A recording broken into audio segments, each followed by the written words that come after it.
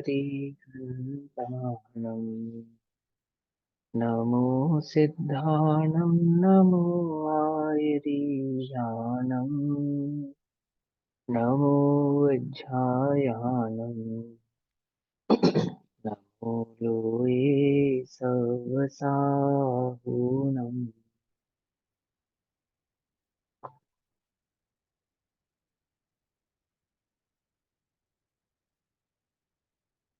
ओंकारं बिन्दुसंयुक्तं नित्यं ध्यायन्ति योगिनः कामदं मोक्षदं चैव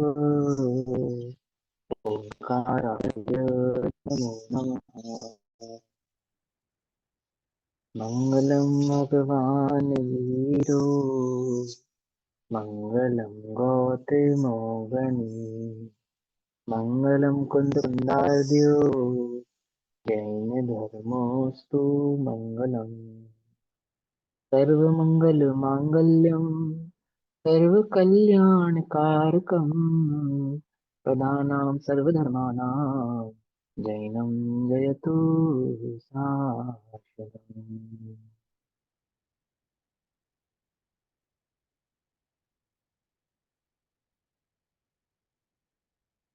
सर्वव्याप्येकचिद्रूप स्वरूपाय परमात्मने सोऽपि लब्धिप्रसिद्धाय ज्ञानानन्दात्मने नमः हेलोलुप्तमामोहत मस्तो मम जयत्यतः प्रकाशाय जगत्तत्त्वमनेकान्तमयं नः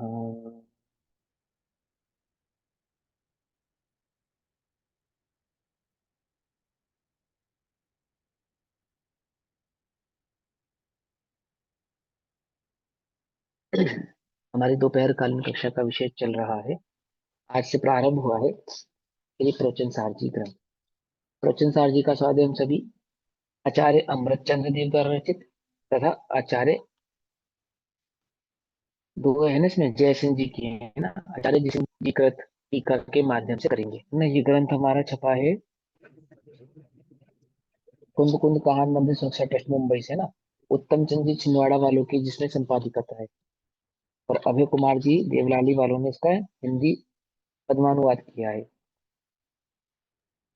आपकी अभय आवाज कुमार जी बहुत ने कम आ रही है। क्या मुझे ही आ रही है? आपकी आवाज बहुत कम आ रही है। आंटी मुझे भी आ रही। कम आ रही है। पदानुवाद किया है प्रेमचंद जी ने। अब आ रही है ठीक? अभी ठीक आ रही है नहीं? थोड़ी बहुत स्लो कम ही कम आ आ करनी रही है, तुम्हारी। बहुत पीछे से जैसे बोल रहे हो ना आप। थोड़ी आ आवाज रही कम। है। थोड़ी आवाज कम आ पता रही है, नहीं, वैसे ठीक है। कोई बात नहीं, सुनो ध्यान से सुनो, उपयोग थोड़ा शांत करो, कम आवाज में सुनाई देगी। आचार्य अमृत चंद्र देव द्वारा कृत तत्व प्रतिपीका टीका और आचार्य जयसेन द्वारा कृत तात्पर्य प्रति टीका, प्रवचन सार जी पेज नंबर 1 से। ठीक है। श्री नमः श्री सिद्धेभ्यः नमो अनेकांताय। अनेकांताय का नमस्कार करने का अर्थ क्या है? सिद्ध भगवान को नमस्कार किया, फिर अनेकांत को नमस्कार किया। अनेकांत का नमस्कार करने का तात्पर्य द्रव्य को नमस्कार करना, समझे? शुद्ध आत्म तत्व जो द्रव्य है ना, उस द्रव्य को नमस्कार करना। श्रीमद भगवत कुंद कुंदाचार्य देव प्रणीत श्री प्रवचन सारः ज्ञान तत्व प्रज्ञापन महाअधिकार। पहले अधिकार का नाम है ज्ञान तत्व प्रज्ञापन। ज्ञान तत्व, ज्ञान तत्व कहने का मतलब जीवात्मा, जीव द्रव्य, जीव तत्व, वह तत्व जिसका लक्षण ज्ञान है। 7 तत्व है ना, 9 पदार्थ हैं, 6 द्रव्य हैं। हम किस तत्व की बात कर रहे हैं? ज्ञान तत्व की, जिसकी जिसमें ज्ञान की प्रधानता है, उस तत्व की। उसका प्रज्ञापन अर्थात उसके स्वरूप का व्याख्यान जिसमें किया जाएगा, ऐसा ये महाअधिकार है। गाथा नंबर 1 से 92 तक ये एक अधिकार चलेगा। श्रीमद अमृत चंद्र सूरी कृत तत्व पेज प्रदीपी नंबर का वृत्ति। हाँ जी, पेज नंबर 1।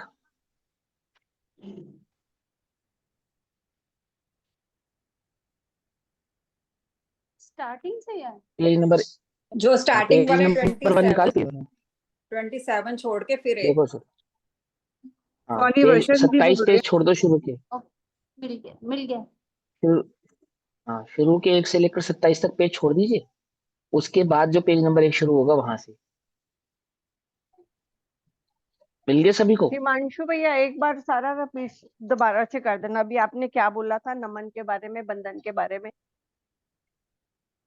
हाँ, पहले आप सबको पेज मिल गया? मिल गया। मिल गया, हाँ। जिसको नहीं मिला वो बताओ, जिनको मिल गया वो शांत रहो। ठीक, चलो अब म्यूट कर लो सभी। अब ध्यान से सुनेंगे। ओम नमः श्री सिद्धेभ्य, सिद्ध भगवान को नमस्कार करते हैं। नमो अनेकांताय, अर्थात अनेकांत रूपी अनेकांत स्वरूप उस द्रव्य को नमस्कार करते हैं। द्रव्य को अनेकांत कहा, वहां पे अनेकांत किस लिए कहा उसको? कि जो द्रव्यात्मक और गुणात्मक भाव को लिए हुए सामान्य विशेषात्मक जो भाव है उसको अनेकांत कहा। उस अनेकांत रूपी द्रव्य को नमस्कार करते हैं, जिसको हम जीव द्रव्य के नाम से जानते हैं, शुद्ध चैतन्य द्रव्य। श्रीमद भगवत कुंद कुंदाचार्य कृत देव प्रणीत। अनेकांत का मतलब, अनेकांत को नमस्कार करने का मतलब ये भी है कि हम स्यादवाद को नमस्कार कर रहे हैं। समझ नहीं बात? अनेकांत का अर्थ सिर्फ द्रव्य नहीं, अनेकांत का अर्थ ये भी है कि हम स्यादवाद को नमस्कार कर रहे हैं। क्यों कर रहे हैं हम स्यादवाद को नमस्कार? क्योंकि स्यादवाद के आधार से ही वह वस्तु स्वरूप समझा जा सकता है। स्यादवाद के बिना वह वस्तु स्वरूप समझा नहीं जा सकता। भाई बस समझ में? ये जो नमो अनेकांताय कहा ना, इसी इसी ग्रंथ की, प्रवचन सार जी की ग्रंथ की 99 नंबर की जो गाथा है, 99 नंबर की गाथा। आज की हाथ शुरू करने से पहले उसको भी देख लो। जो जानदी अरिहंतम दब्बम गुणम, वो वाली ना? दीदी वो 99 नंबर की वो गाथा नहीं 80 है, वो नंबर है। 98 वो 99 80 नंबर। वो 80, वो 80 80 80 नंबर 80 का। नंबर की गाथा है। 264 पर है वे। हाँ। नमो अनेकांताय का अर्थ समझा रहा हूँ मैं आपको क्या है सबसे पहले ना।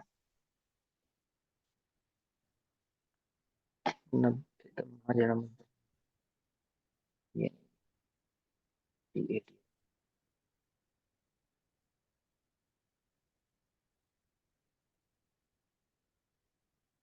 ये देखो 92 नंबर की गाथा है। गाथा नंबर 92, 227 पेज नंबर, 227 नंबर का पेज नंबर निकालो। देखो उसमें क्या लिखा है। जो निहद मोह दिट्ठी, आगम कुशलो विराग चरियम ही। अर्थात आगम, आगम की कुशलता पूर्वक, आगम के कुशल ज्ञान पूर्वक, कुशल। देखो जो आगम में कुशल है, यह आगम कुशल, आगम अर्थात वस्तु स्वरूप को बतलाने वाला जो आगम तत्व है ना, ये स्यादवाद, जो इस आगम में कुशल है। निहत मोह दृष्टि, जिसकी मोह दृष्टि नष्ट हो गई है। मोह दृष्टि किसकी नष्ट हो सकती है? जिसको आगम के भाव का खबर हो, आगम में जो कुशल होगा ना, उसी की मोह दृष्टि नष्ट हो सकती है। अर्थात इस रत्नत्रय रूपी तत्व को प्राप्त करने की जो जो जो बल है, वो किस ज्ञान के पास है? वो ही उसी ज्ञान के पास है जो आगम में कुशल है। समझ में बात?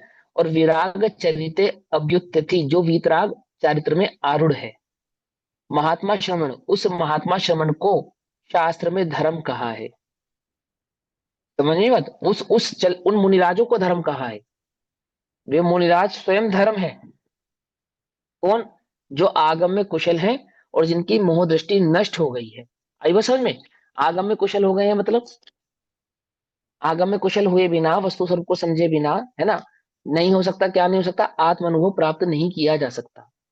तो उस आत्म अनुभव की प्राप्ति के लिए आगम में कुशल होना, और उस आगम की कुशलता के लिए मैं उस कुशल आगम का भाव ही यहाँ पे अनेकांत है।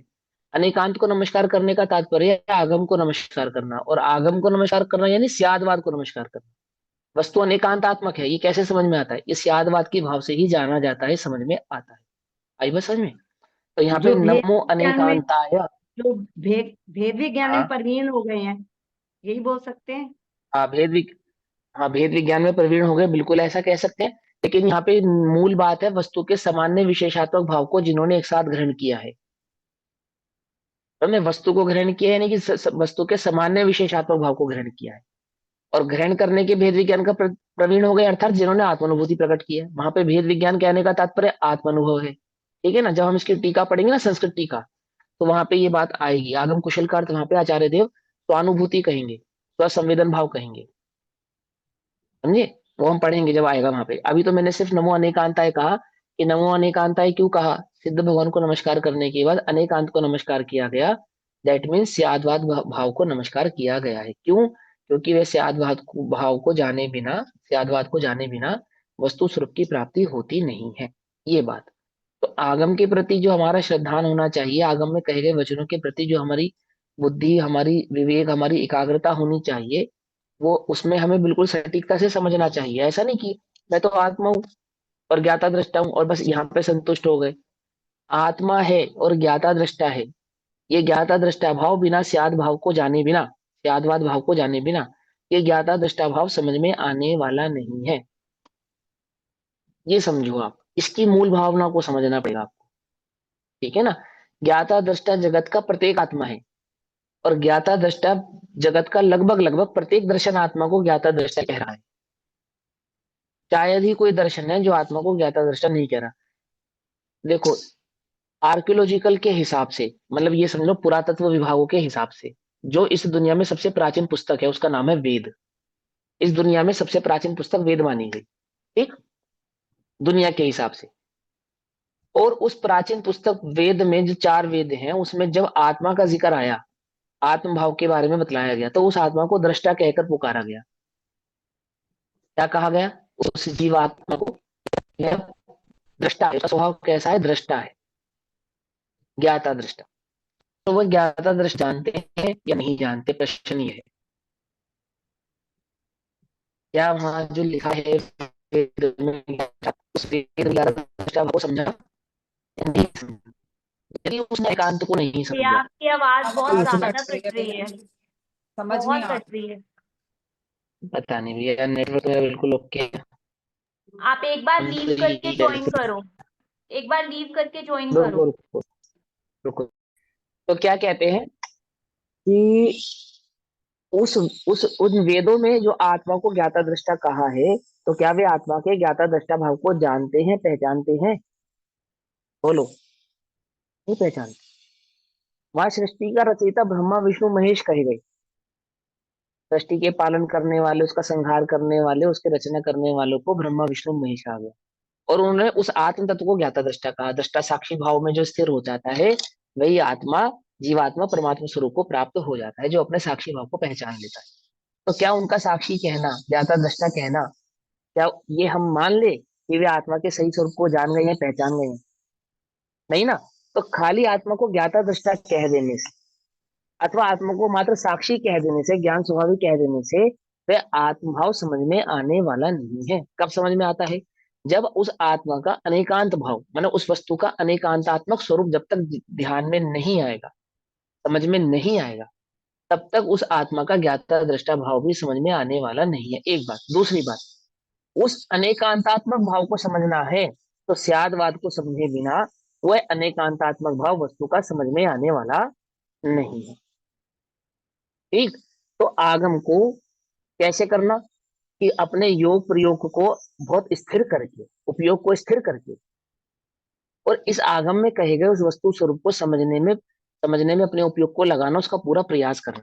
क्योंकि जो आगम में कुशल होते हैं वे ही वस्तु स्वरूप को भली प्रकार से स्वसंवेदन यानी उसकी अनुभूति को प्राप्त कर पाते हैं।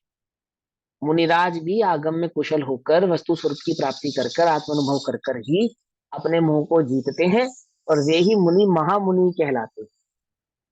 आई बात समझ में या नहीं समझ में, है ना? ऐसा। तो यहाँ अनेकांत को नमस्कार किया गया। अब श्री मद भगवत कुंद कुंदाचार्य देव प्रणीत श्री प्रवचन सार, ज्ञान तत्व प्रज्ञापन महाअधिकार। महाअधिकार, अधिकार, अधिकार माने राइट्स, राइट्स। बोलो, इस दुनिया में राइट्स की लड़ाई है या नहीं है? अधिकारों की लड़ाई है या नहीं है? है ना? है ना? तो अधिकार की लड़ाई लड़ने से पहले तुम्हें अपने अधिकारों का ज्ञान होना चाहिए या नहीं होना चाहिए? कि तुम्हारा अधिकार क्या है, किन किन बातों पे तुम्हारा अधिकार है। और तुम्हें अपने अधिकारों की खबर नहीं है तो दुनिया तुम्हारा मूर्ख बनाती है, बनाती नहीं बनाती है, जिन्हें अपने अधिकारों की खबर नहीं होती। तो हम तुम्हें तुम्हारे अधिकार, जिस पे तुम्हारा अधिकार है, उस अधिकार की भावना को समझाएंगे, तुम्हारा अधिकार क्या है। वहां पे ज्ञान तत्व प्रज्ञापन के आधार से। ज्ञान स्वभाव तत्व, वह तत्व जिसका स्वभाव ज्ञान है ना, वह तत्व जिसका स्वभाव ज्ञान है, यानी ज्ञान तत्व यानी आत्म तत्व। आत्मा ही ज्ञान है, ज्ञान ही आत्मा। ज्ञान एक पर्याय नहीं, ज्ञान एक गुण नहीं, यहाँ ज्ञान कहने का तात्पर्य वह आत्म तत्व, उसका प्रज्ञापन यानी कि प्रकृष्ट ज्ञापन। ज्ञापन यानी कि उसका स्वभाव, उसका स्वरूप, समझिए बात, समझाएंगे, बतलाएंगे। उसका जो वास्तविक स्वरूप है, उसका जो वास्तविक स्वभाव है, ज्ञापन करेंगे, ज्ञापित करेंगे, बतलाएंगे, प्रकृष्ट प्रकृष्ट ज्ञापन करेंगे। किसका? उस ज्ञान तत्व का। इस ज्ञान तत्व का प्रज्ञापन करने की जो सामर्थ्य है वो किसमें है? वो इस प्रवचन सार में है। क्या अर्थ होता है प्रवचन सार का? प्र जमा वचन जमा सार। प्र अर्थात प्रकृष्ट, प्रकृष्ट वचनों का सार। हाँ, है ना, प्रकृष्ट, प्रकृष्ट वचन, प्रवचन, प्रकृष्ट वचन। कौन से? प्रकृष्ट माने सर्वोत्कृष्ट, सर्वोत्कृष्ट वचन इस दुनिया में, इस ब्रह्मांड में, तीनों लोकों में किसके हैं?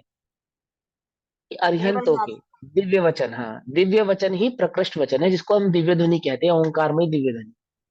वह ओंकारमय दिव्य ध्वनि ही वास्तव में क्या है? प्रवचन है। समझे? इस विश्व में, इस जगत में प्रवचन करता कौन? एकमात्र अरिहंत परमात्मा ही प्रवचन करता है। हम जो कहते हैं ना प्रवचन कर रहे हैं, पंडित जी का प्रवचन होगा, आदि आदि का प्रवचन होगा, या मुनिराजों का प्रवचन होगा, मुनिराज भी प्रवचन करता है, लेकिन आदि गृहस्थ आदि प्रवचन करता नहीं है। ये तो धर्म सभा है, सामूहिक धर्म स्वाध्याय है, स्वाध्याय के कर्ता हो सकते, कह सकते हैं। वास्तव में तो स्वाध्याय भी नहीं कह सकते, लेकिन ठीक है, वो रूढ़ी का शब्द है, क्योंकि हमने तत्वार सूत्र में रूढ़ी वचनिका, संधि, बड़े पंडित जी साहब वचनिका कहते थे। हाँ, वचनिका भी कह सकते हैं, लेकिन वो तो वचनिका भी कहो या प्रवचन को, बात एक ही है। पर वो संधि रूढ़ ने है ना, रूढ़ के आधार से हम अब इन कथाओं को भी प्रवचन कह देते हैं। लेकिन वास्तविक जो प्रवचन है, जो प्रवचन का वास्तविक स्वरूप है, वो तो अरिहंतों के द्वारा खिराया गया जो जो दिव्य ध्वनि है, दिव्य ध्वनि का भाव है, या दिव्य ध्वनि आत्मक जो भाव है, वही वास्तविक प्रवचन है। और उसका सार अर्थात जो दिव्य ध्वनि का सार है, वही ये प्रवचन सार है। आई बस समझ में? भैया तीर्थंकर के द्वारा, तीर्थंकर के द्वारा ही तो, मैंने किसके द्वारा अरहंत कहा? नहीं, अरहंत तो सभी होते हैं ना, हाँ और हाँ हाँ, भगवान भी ठीक है। अरहंत होते हैं, तीर्थंकर के। कोई बात नहीं, ठीक है, आप लोग उसको समझ लो, आप सब तो पढ़े लिखे हो। जब मैं अरिहंत कहूँ तो तीर्थंकर तीर्थंकर अपने आप लगा शंकर। लेना, है ना? हाँ ठीक है। तो तीर्थंकरों के द्वारा जो दिव्य ध्वनि का प्रसारण किया जाता है, वो वास्तविक प्रवचन होता है। और उस प्रवचन का जो सार है, अर्थात भगवान की दिव्य ध्वनि का जो सार है, वो इस प्रवचन सार में बतलाया गया है। तो सारभूत बात जो है उस दिव्य ध्वनि की, उसकी सर्वप्रथम सारभूत बात का नाम है ज्ञान तत्व प्रज्ञा। उस सार से, उस दिव्य ध्वनि की सार से क्या प्राप्त किया हमने? सबसे पहले तो उस ज्ञान स्वरूपी तत्व के स्वभाव को हम तुम्हें बतलाएंगे। कैसा है वह आत्मा, कैसा है वह जीव तत्व, जिसकी महिमा उस दिव्य ध्वनि में खिरती है, कही जाती है, बतलाई जाती है, जिसके लिए वो दिव्य ध्वनि खिराई जाती है, कही जाती है। ओमकार में दिव्य ध्वनि, वो प्रवचन सा। श्रीमद अमृत चंद्र सूरीकृत तत्व प्रदीपिका वृत्ति। श्रीमद अर्थात श्री अमृत चंद्र आचार्य द्वारा कही गई तत्व प्रदीपिका, अर्थात जो तत्व को प्रकाशित करने वाली है। आप यहाँ लेटो ताकि आपको बाहर की भी निगाह रहे, इतने लेट के निगाह नहीं पेंदी, इधर मुंह करके उधर बाहर सारी निगाह रहेगी, कौन आ रहे कौन जा रहे। ये ये कर लुधियाना लो, से रजनी जैन, प्लीज म्यूट कर लो अपना। आप कर दो, कोई बात। मेरे पास अथॉरिटी नहीं है।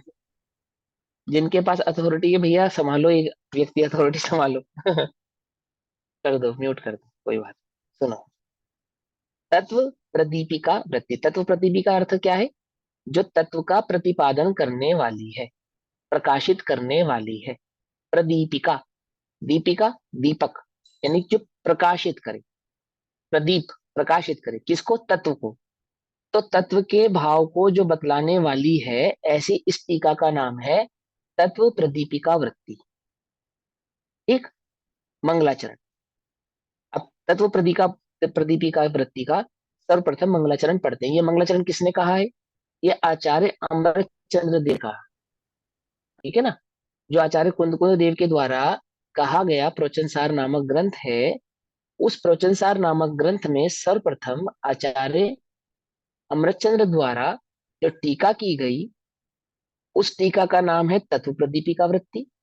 और उस टीका में आचार्य भगवान कुंद देव की गाथा से प्रथम मंगलाचरण के स्वरूप में संस्कृत में आचार्य अमृतचंद्र देव ने कहा, मंगलाचरण कहा। तो क्या कहा? सर्वव्यापी चिद्रूप स्वरूपाय परमात्मने। सांख्य मतियों ने क्या कहा? सांख्य मतियों ने कहा कि यह आत्मा सर्वव्यापी है, सर्वव्यापी है, ऐसा कहा उन्होंने। आचार्य अमृतचंद्र देव 1000 वर्ष पहले हुए आज से, आचार्य कुंद देव 2000 वर्ष पहले हुए। तो आचार्य कुंद देव के 1000 वर्ष बाद जब आचार्य अमृतचंद्र देव हुए, उस समय इस संसार में या कहो इस विश्व में ये जो सांख्य मत, इस मतलब का एक तरीके से भाव फैला हुआ था, प्रचार हुआ था सांख्य मतियों का, ठीक है ना। तो ये जो सांख्य मतियों ने बहुत प्रचार प्रसार किया हुआ था, तो ये सांख्य मति भी आत्मा को ज्ञाता दृष्टा कहते हैं, ये सांख्य मति भी आत्मा को ज्ञान स्वभावी कहते हैं, ये सांख्य मति भी आत्मा को सर्वव्यापी कहते हैं। परंतु इनके सर्वव्यापी कहने में, ज्ञाता दृष्टा कहने में क्या अंतर था, क्या भूल थी, क्या मिस्टेक थी, समझे? उनको उसका ज्ञान कराने के लिए शिष्यों से, जैनियों से, जिन भक्तों से आचार्य देव कहते हैं कि सर्वव्यापक चिद्रूप स्वरूपाय परमात्मा। इस चिद्रूप यानी कि चैतन्य स्वरूप परमात्मा तत्व का ऐसा ऐसा भाव है कि वो सर्वव्यापी है। सर्वव्यापी अर्थात तीनों लोगों को जानने वाला है। वहां सर्वव्यापी का अर्थ ये नहीं है कि वो तीनों लोगों में व्याप्त है, एक आत्मा ही है और अन्य कुछ नहीं है, और वह आत्मा ही इस तीनों ब्रह्मांड में, तीनों लोकों में फैला हुआ है, अद्वैत ब्रह्मवाद है, ऐसा नहीं।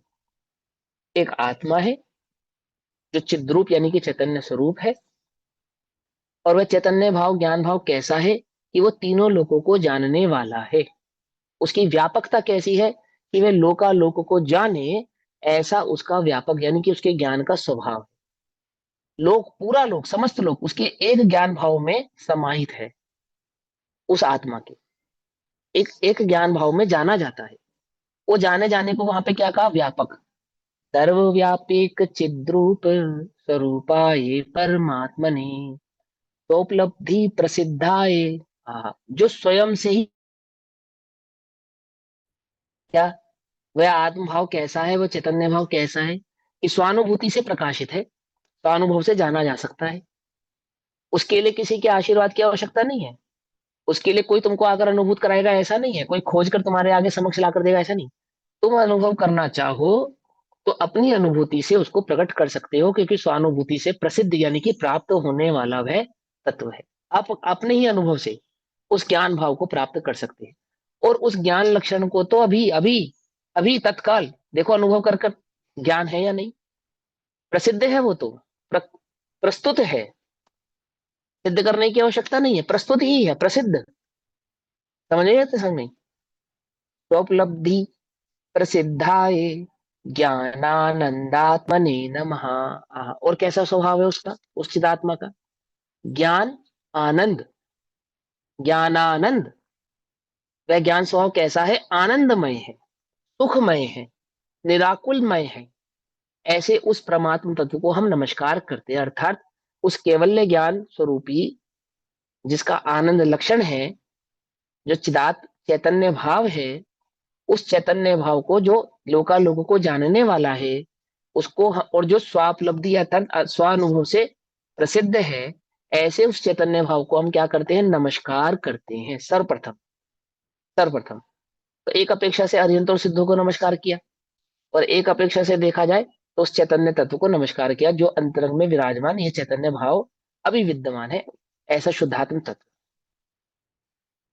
हेलो लुप्त महामहत मस्तो मम जयत यतः प्रकाशज प्रकाशयज्जगतत्वम नेकांतमयम् महा परमानंद सुधारस पिपासितानां हिताय भव्यनाम क्रियते प्रकटितत्व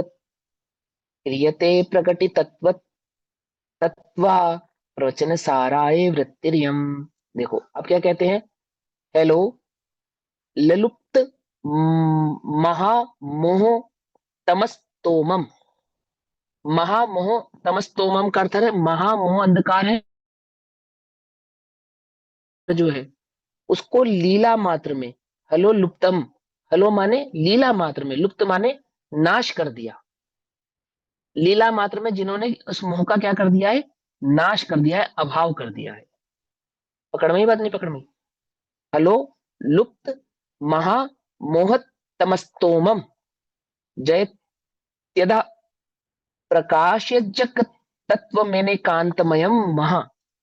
जिसका प्रकाशक भाव जो कैसा है, जो अनेक सामान्य विशेष यानी कि अनेकांतात्मक भाव को लेने रहने वाला है, वह आत्मा कैसा है, जो अनेकांतात्मक स्वभाव वाला है, और जिसके अनुभव से क्या होता है कि लीला मात्र में, जैसे आपने ये सुना कृष्ण जी की लीला, विष्णु की लीला, और वो एक राक्षस आया उसको लीला मात्र में नाश कर दिया। वो छोटे बच्चे ने, श्री कृष्ण ने, छोटे बच्चे थे और वो ताड़का आई उनको परेशान करने के लिए, मारने के लिए, और लीला मात्र में उन्होंने क्या करा, ताड़का का उद्धार कर दिया, अथवा शेषनाग का अभाव कर दिया, अथवा किसी का अमुक का अभाव कर दिया। ऐसे ऐसा लीला भाव चलता है। तो आचार्य कहते हैं कि भैया ये आत्मा ऐसा है कि लीला मात्र यानी क्षण भर में क्या करता है, महामोह रूपी अंधकार का नाश कर देता है।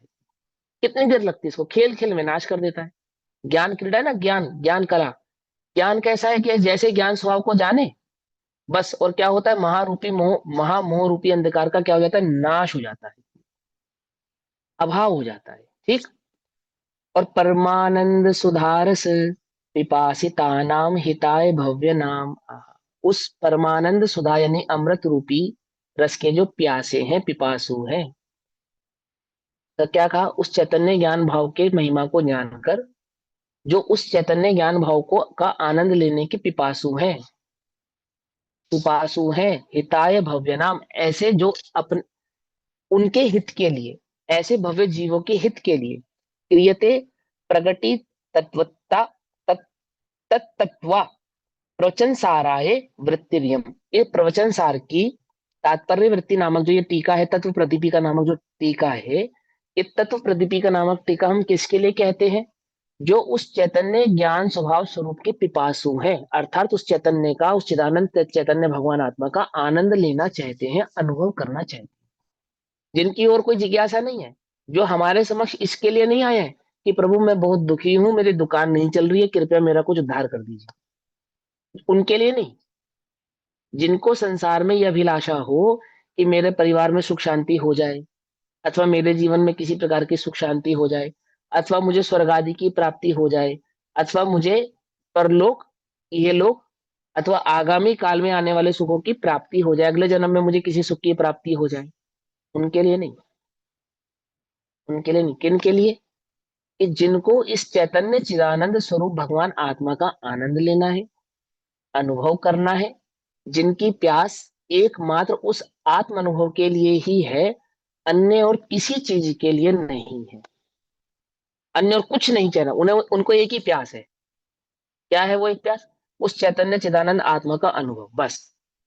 ऐसे भव्य जीवों के हितार्थ के लिए इस तत्व प्रदीपिका नामक टीका की हम क्या करते हैं, रचना करते हैं अथवा व्याख्या करते हैं। सुनो क्या कहते हैं, जो उत्कृष्ट एक चैतन्यमय अखिल विश्व में व्याप्त रहे, वंदन ज्ञानानंदमय आत्म को प्रसिद्ध जो अनुभव से, मोह रूप जो सघन तिमिर का लीला में ही करे विनाश, अनेकांत में तेज सदा जयवंत जगत को करे प्रकाश।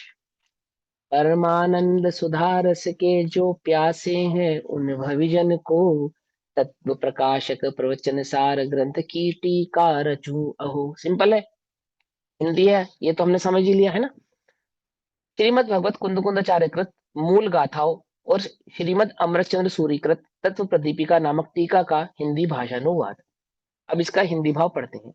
सर्वप्रथम ग्रंथ के प्रारंभ में श्रीमद भगवत कुंद कुंदाचार्य देव विरचित प्राकृत गाथाबद्ध श्री प्रवचन सार नामक शास्त्र की तत्व प्रदीपिका नामक संस्कृत टीका के रचयिता श्री अमृतचंद्र देव उपरोक्त श्लोक के द्वारा मंगलाचरण करते हुए ज्ञानानंद स्वरूप परमात्मा को नमस्कार करते हैं।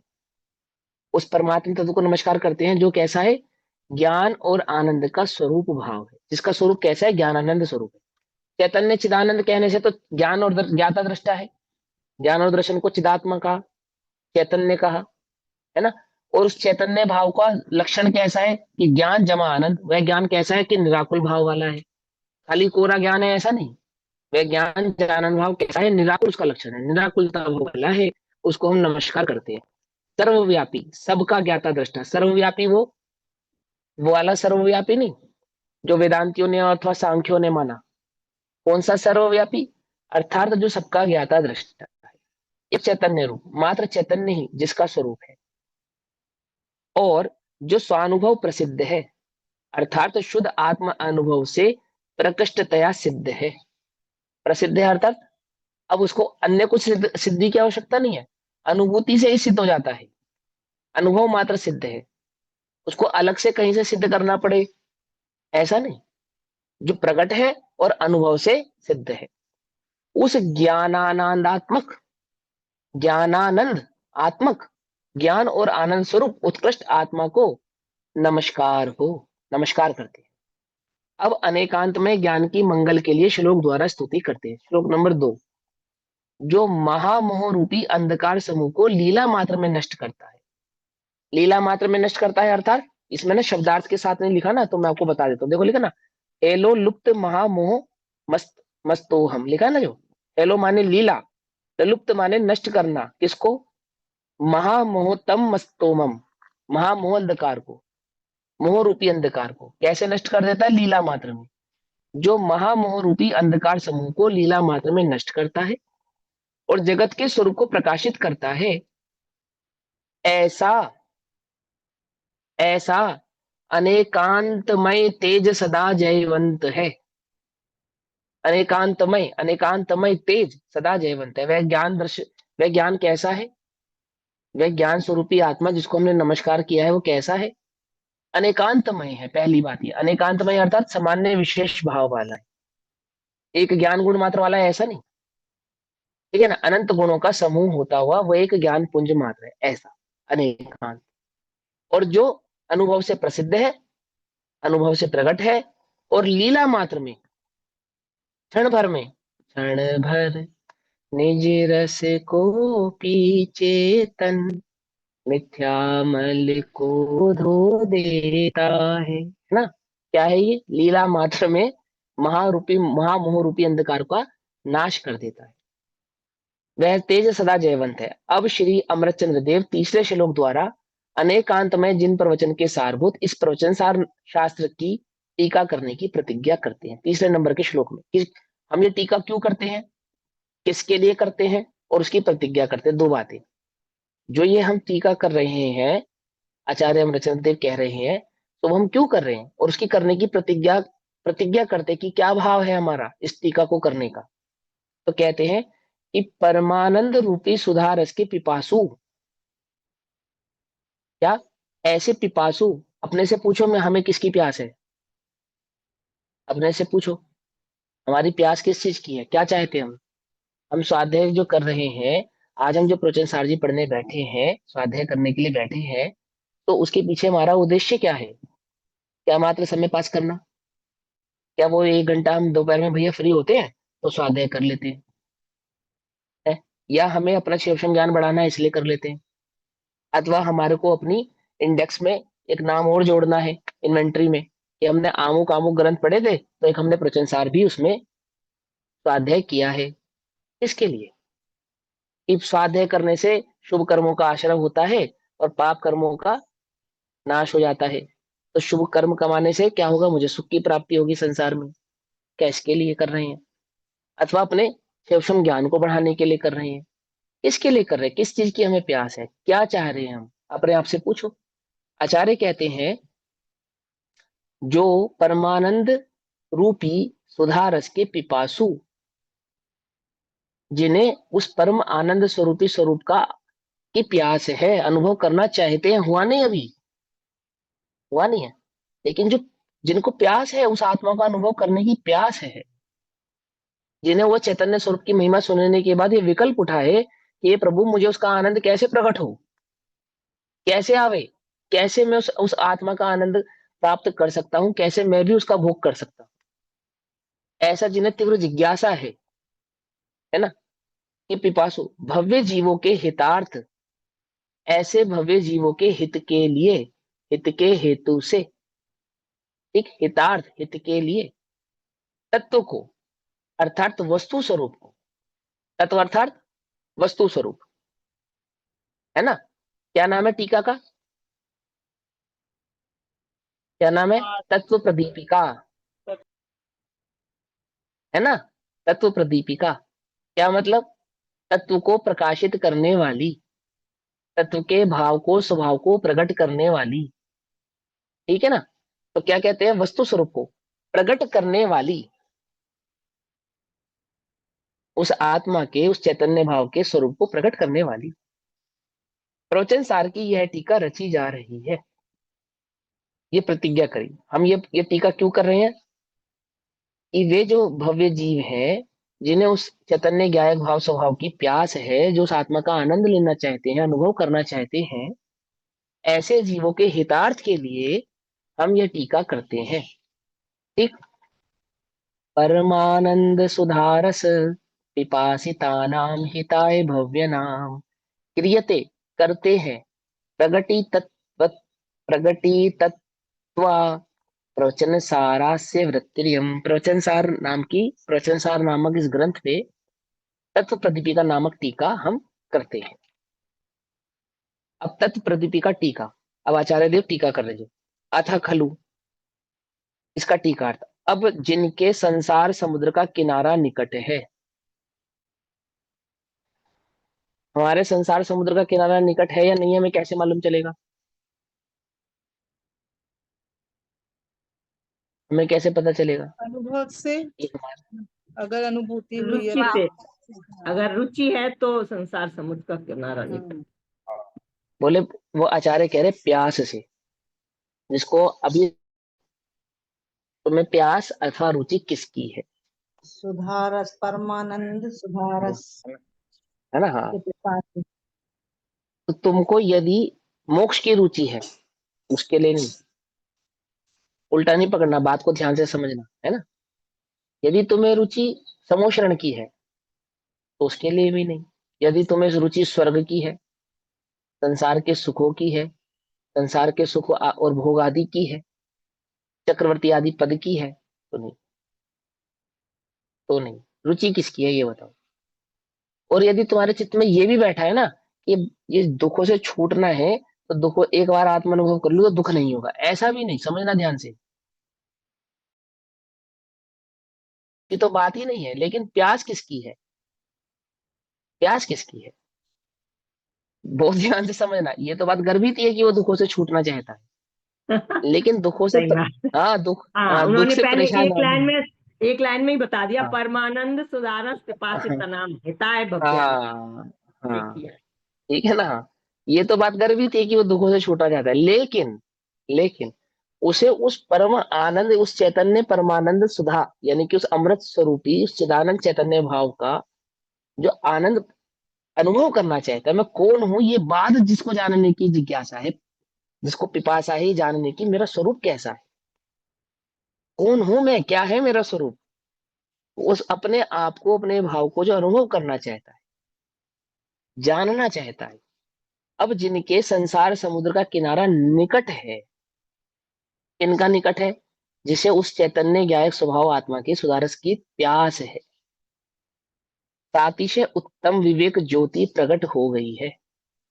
विवेक ज्योति प्रकट हो गई है, अर्थात वह भेद विज्ञान की महिमा जिन्हें प्रकट हो गई है। सातिशय, सातिशय अर्थात सम्यक प्रकार का अतिशय, समस्त प्रकार का अतिशय, समस्त प्रकार का अतिशय, यानी कि सभी विकल्प तो छूट गए, अन्य सारे विकल्प तो रह गए, और एकमात्र क्या रह गया?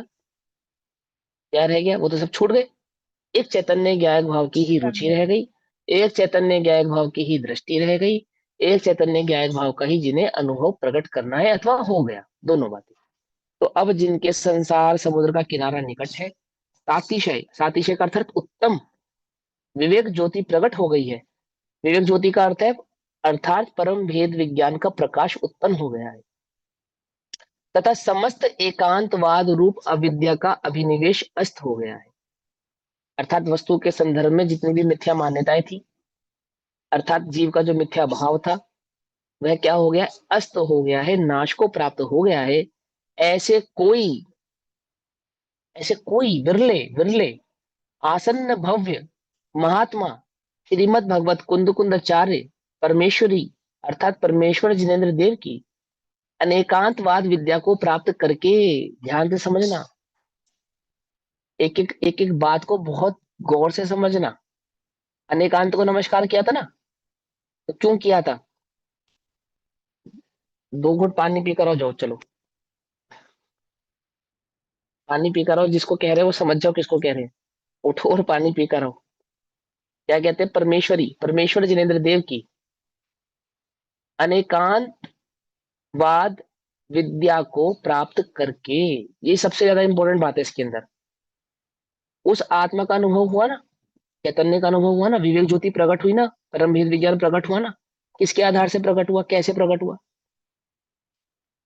अनेकांतवाद विद्या को प्राप्त करके।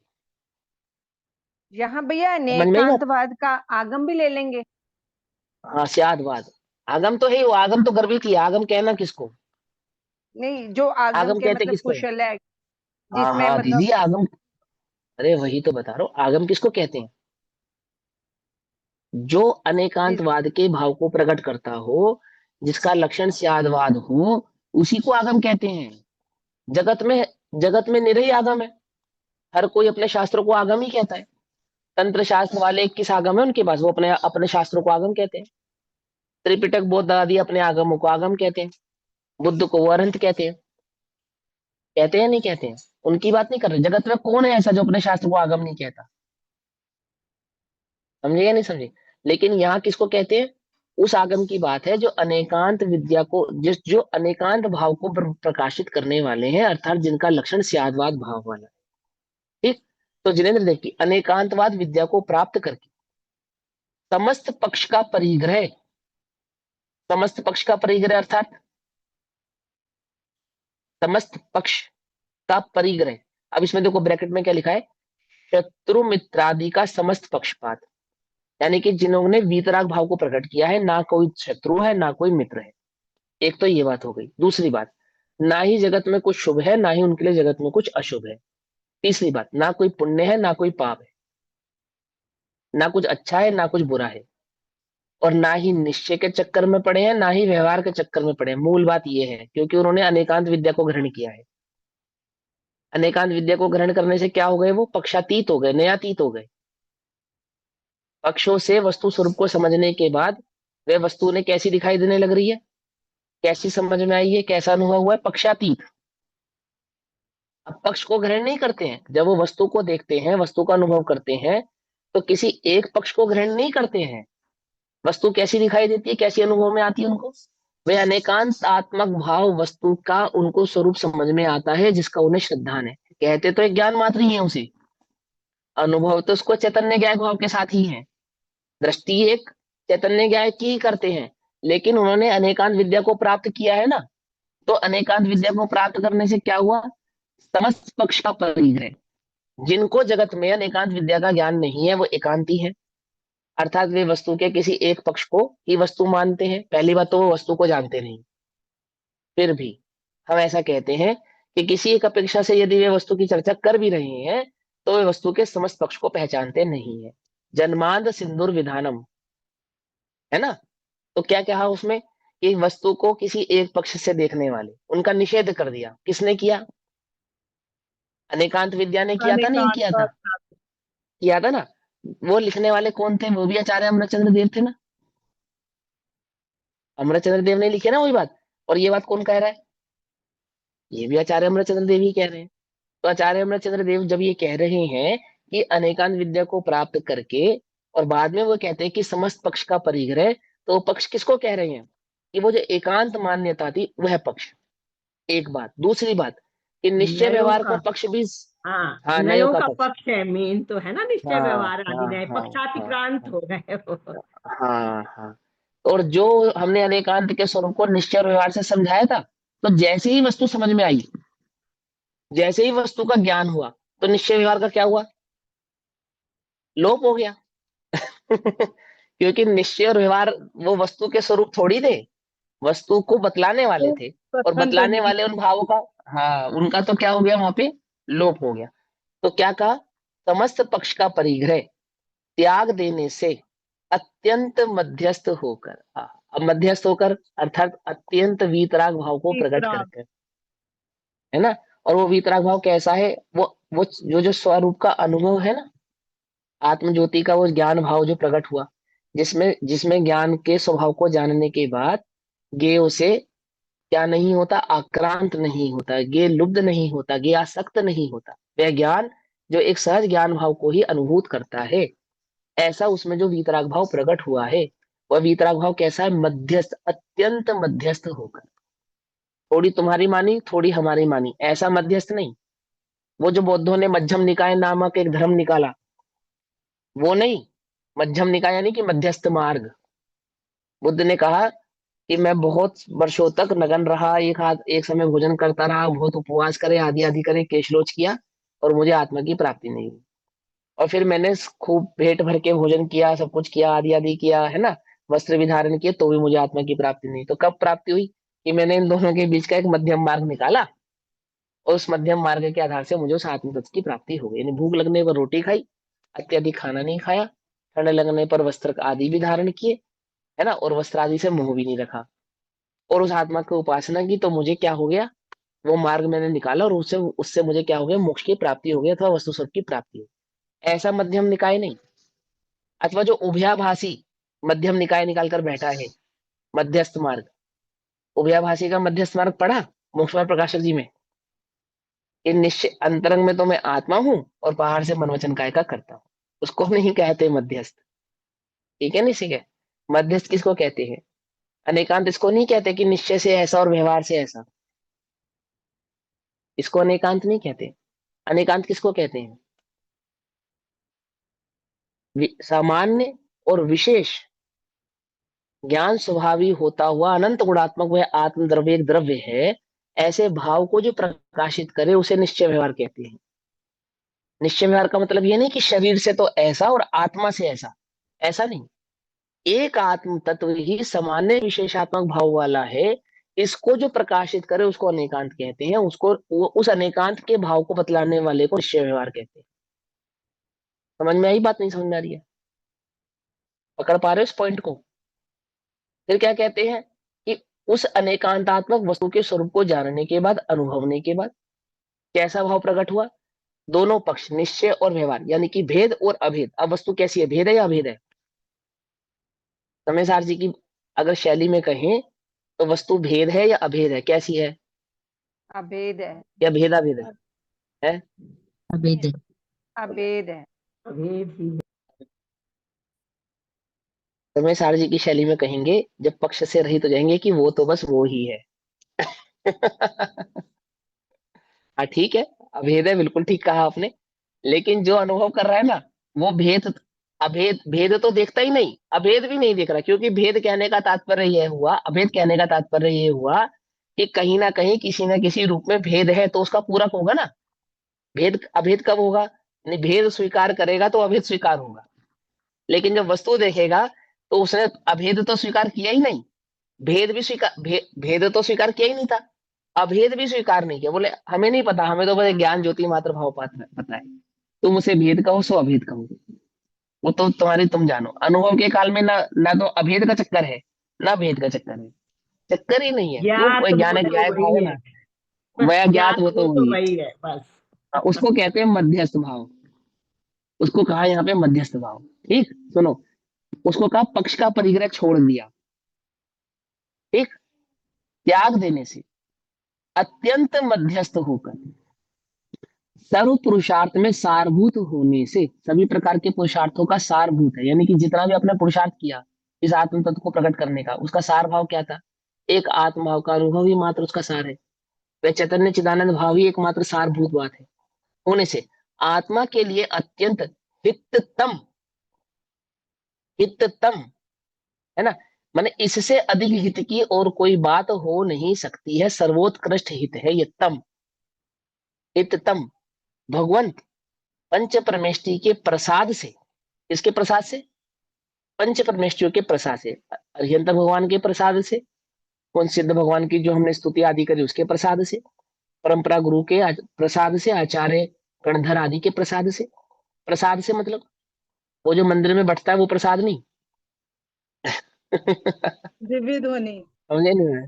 हाँ, अब दिव्य ध्वनि भी कहो उसको, प्रसाद कहने का तात्पर्य यह है कि पंच परमेष्टि के द्वारा किया गया हम पर जो उपकार है। कैसा उपकार? उनको उपकार की कोई भावना नहीं थी, लेकिन उन्होंने जो अपना मार्ग प्रशस्त किया और जिस रीति नीति से प्रशस्त किया, और उस रीति नीति के आधार से जो वो भाव हमारे समक्ष प्रकाशित हुआ, अरिहंतों के द्वारा, तीर्थंकरों के द्वारा, परंपराचार्यों के द्वारा जो हमें प्रकाशित हुआ, प्राप्त हुआ, वो जो मार्ग हमें प्राप्त हुआ ना, यही उनका प्रसाद था। उनके प्रसाद से उत्पन्न होने योग्य परमार्थ सत्य, उत्पन्न होने योग्य अर्थात जो प्रकट होता है एक बात, और जो परम सत्य है, वस्तु का जो परम सत्य, परम अर्थ सत्य, परमार्थ माने अर्थ माने प्रयोजन भूत, परम प्रयोजन भूत जो सत्य है, अर्थात परमार्थिक रीति से जो सत्य है, अक्षय जिसका कभी नाश नहीं होगा, जिसका कभी क्षय नहीं होगा, अक्षय मोक्ष लक्ष्मी को उपादेय रूप से, अर्थात जो जिसके आधार से मोक्ष रूपी लक्ष्मी प्रकट होती ही होती है, नियम से प्राप्त होती ही होती है, उपादेय रूप से निश्चित करते हुए प्रवर्तमान तीर्थ के नायक श्री महावीर स्वामी पूर्वक भगवान पंच परमेष्टि को प्रणमन और वंदन से होने वाले नमस्कार के द्वारा सम्मान करके सर्वारंभ से उद्यम से मोक्ष मार्ग का आश्रय करते हुए प्रतिज्ञा करती है। कैसे प्रतिज्ञा करी भगवान ने? कि वो जो आत्म ज्योति प्रकट हुई, भेद विज्ञान प्रकट हुआ, उस भेद विज्ञान से आत्मानुभव प्रकट हुआ, वह आत्मानुभव कैसा? अनेकांत विद्या वाला है। वह अनेकांत विद्या कैसी है? कि जिसने दोनों ही प्रकार के पक्षों का त्याग कर दिया है, अनुभव स्वरूप होने से परम वीतरागमय है, मध्यम अत्यम मध्यम ज्योति अर्थात परम वीतरागमय है। और जो वह परम वीतरागमय भाव यानी आत्मानुभूति हमें कैसे प्रकट हुई है? कि अरिहंतों के, सिद्धों के, आचार्य गणधरों के आदि के प्रसाद से, है ना। और वह कैसा है अनुभव? अविनाशी है, परम पुरुषार्थ से प्रकट होने वाला परमार्थ है, और मोक्ष लक्ष्मी का उपादेय अर्थात मोक्ष लक्ष्मी को देने वाला है। ऐसे ऐसे उस परम पुरुषार्थ का, परम भाव का निश्चय करते हुए जो प्रवर्तमान तीर्थ के नायक है, ये जो अभी जो तीर्थ प्रवर्त रहा है, वर्तमान में जो धर्म प्रवर्त रहा है, इस धर्म के प्रवर्तक करने वाले जो नायक थे, कौन थे? भगवान महावीर स्वामी। महावीर स्वामी। अंतिम अंतिम है ना। भगवान महावीर कहने का तात्पर्य मात्र भगवान महावीर स्वामी नहीं है। तीर्थ प्रवर्तक तो आदिनाथ भगवान थे ना, उन्हीं की परंपरा से प्रकट हो रहा है ना। और जो अंतिम में तीर्थंकरों के रूप में प्रकट हुए, जिनको हम कहते हैं तीर्थंकर, क्यों? क्योंकि वो तीर्थ को स्थापित करने वाले होते। और जो प्रवर्तमान तीर्थ है, तीर्थ माने धर्म, उपदेश, जो धर्म का उपदेश, जो धर्म का सिद्धांत है, इसको, ये वास्तविक तीर्थ है।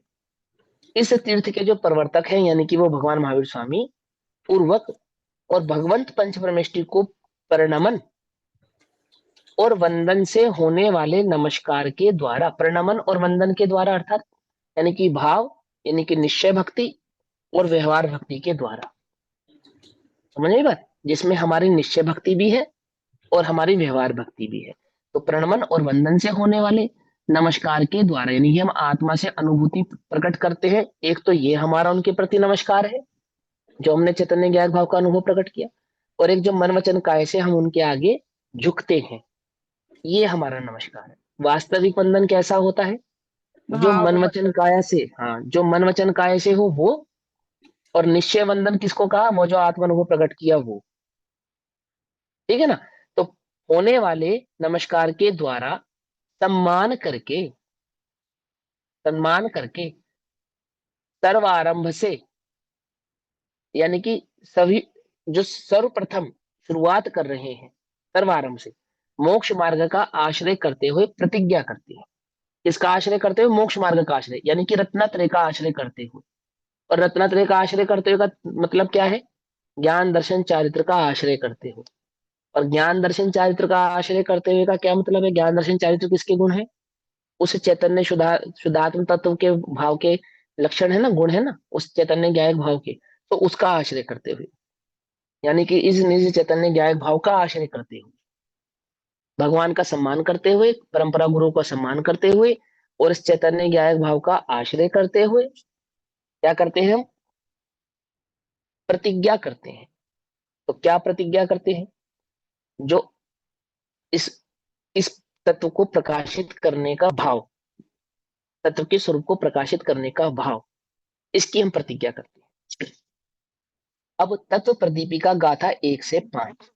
अब जो जो गाथा पढ़ेंगे ना हम, ये आचार्य कुंद कुंद देव की कही हुई गाथा है। इन गाथाओं के ऊपर आचार्य अमृतचंद्र देव ने टीका की। तो टीका प्रारंभ करने से पहले, शुरू करने से पहले उन्होंने प्रतिज्ञा की। उस प्रतिज्ञा के भाव को, स्वरूप को हमने अभी यहाँ पर समझा। अब कहते हैं गाथा नंबर 1, 2, 3, 4 और 5, 5 गाथाएं एक साथ है। हिमांशु भैया मुझे ठीक है ना? थोड़ा सा हाँ समझना था, ये यहाँ हाँ आया हाँ ना, हाँ, बोलो शत्रु बोलो। मित्र आदि का समस्त पक्षपात त्याग देने से हाँ अत्यंत मध्यस्थ होकर, यहाँ पे मतलब हमने हाँ वीतराग भाव लिया है और उसके बाद हाँ हमने हाँ अनुभूति ली है। हाँ, देखो उन्होंने कहा ना कि शत्रु मित्र आदि का समस्त पक्षपात त्याग देने से अत्यंत मध्यस्थ होकर, यहाँ पे मतलब कहने का सीधा सीधा है कि पाप पुण्य की समस्त भावनाओं को त्याग दिया, अच्छे बुरे की समस्त भावनाओं को त्याग दिया। तो कौन सी भावना प्रकट हुई? वो जो भावना है वो वीतराग भाव है। वो वीतराग भाव कैसा है? जिसमें वस्तु का भी कोई पक्षपात नहीं है और व्यक्तिगत भी कोई पक्षपात नहीं है, ठीक है ना, और संसार का भी कोई पक्षपात नहीं है, एक चैतन्य ज्ञायक भाव ही है। पहली बात तो ये हो गई। तो वो जो वीतराग भाव है वो कैसे प्रकट होता है? बिना आत्मानुभव के क्या वीतराग भाव प्रकट हो सकता है? वीतराग भाव किसको कहना? ये अंतरंग में मौजूद जो 4 कषाय भाव हैं, उन कषाय भावों के अभाव से ही जो प्रकट होने वाला परिणाम है आत्मा का, उसी का नाम तो वीतराग भाव है ना। जो क्लियर हम क्लियर अभाव हो करेंगे गया। अनंतानुबंधी का है ना, हाँ, अनंतानुबंधी का भाव होगा, अप्रत्याख्यान का, प्रत्याख्यान का और संचलन का, ये जो भाव होगा, इस अभाव भाव का नाम ही वहां पे वीतराग भाव है, अभाव की अपेक्षा से। और वहां चैतन्य ज्ञायक भाव की स्थिरता, अनुभूति का नाम वीतराग भाव है, आत्मा की अपेक्षा से। ठीक, इसलिए चलो अब हम गाथा 1 से लेकर 5 तक गाथा है। सो अब आज तो समय हुआ, ये गाथा है पाठ हम कल करेंगे। तब तक के लिए सभी को जय जिनेन्द्र। ओम नमः सिद्धेभ्य।